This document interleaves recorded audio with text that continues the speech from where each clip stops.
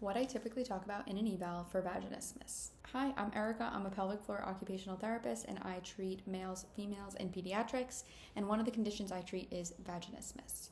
So you're in an eval with me. It's your first session, and I'm just going to be asking you about when you have your symptoms, what symptoms are happening. Are you having pain with deep penetration? Are you having pain with just the entrance?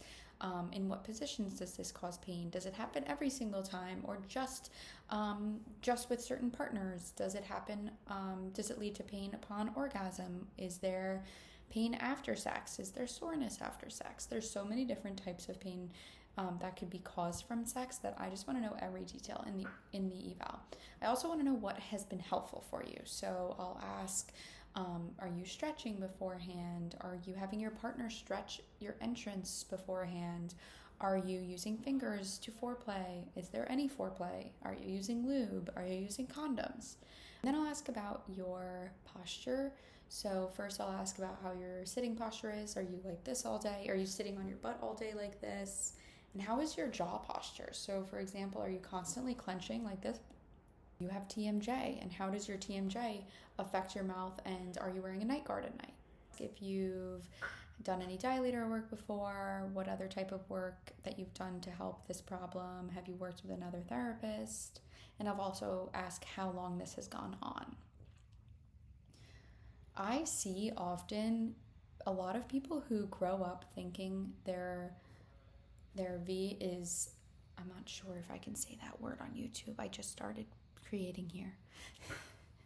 But a lot of people grow up thinking that their V is a no-no zone, and they're like, off limits, let's not talk about it, it's scary, it's something we can't discuss.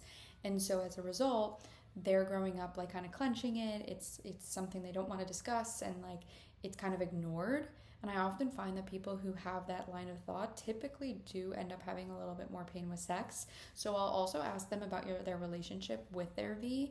I'll ask like, okay, are you someone who's like scared to insert your own finger? Have you ever masturbated before? Do you have any pain with just inserting yourself? Have you ever looked at yourself in the mirror?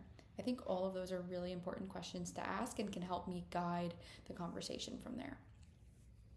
Depending on all these answers and if the patient is comfortable, I'll also typically on eval do an internal exam. Just an FYI, this is not mandatory. Like just because you're going to a pelvic floor therapist doesn't mean you like have to get a pelvic exam. With that said, I'm basically assessing how the muscles are presenting inside. Are they really, really tight and painful with touch? Are they like completely fine? Are they able to contract around my finger and relax? Are they contracting but not relaxing? Are they relaxing too much and then not able to contract? That will give me a good idea of what's going on. Additionally, it'll give me a good baseline of where you're at. So if I'm inserting and it's really, really painful and I can't go past the tip of my finger, that's a good baseline for me, because then when we finally do insert like a dildo or a partner's penis or a partner's finger, then you'll be able to see like, wow, I made so much progress. I went from just the tip of my finger to the full finger entrance. I'll see if the hymen is really what's causing a lot of pain versus the actual inside of the pelvic floor. A lot of time people will be like, I've never been able to insert a tampon, I've never been able to insert anything, but I'm able to go right over their hymen, that's the painful spot, and then the rest of the muscles are totally fine.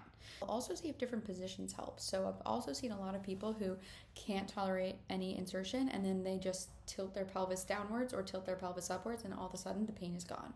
And my typical recommendations for vaginismus is stretching the introitus in the shower, just putting gentle stretch on the entrance and having your partner do that before sex as well.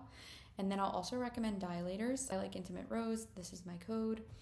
And basically dilators help you progress your way from really, really small to really, really big, or whatever size you want to be able to insert.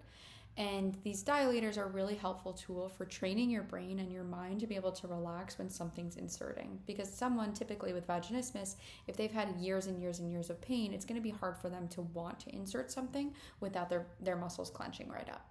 So it's a way to kind of have some gradual graded exposure intravaginally, and then it trains your brain to be like, oh, this is okay, I'm not in danger, this is fine, let me relax. I'll also have people bring their dilators into session, and then from there I'll teach them when to grade up. I'll teach them what size is good for them.